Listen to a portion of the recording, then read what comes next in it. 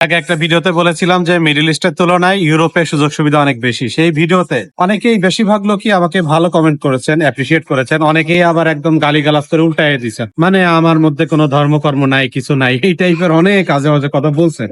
ভাই দেখেন, আমি সুযোগ সুবিধার কথা বলেছি। ধর্মীয় প্র্যাকটিস আপনি পৃথিবীর যেখানে থাকেন আপনি করতে পারবেন।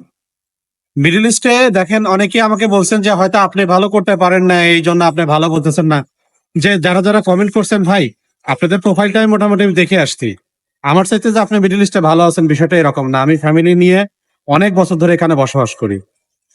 ইউরোপে অনেকেই যা স্যালারি পায়, যা বেতন পায়, এই যে রোমানিয়া, বুলগেরিয়া, মাল্টা এইসব দেশে যা স্যালারি পায়, আমি আমার মিডল ইস্টে আমার যে বাসা ভাড়া এটা হয়তো এর থেকেও অনেক বেশি। তো তারপরেও আমি বলবো ইউরোপ বেটার।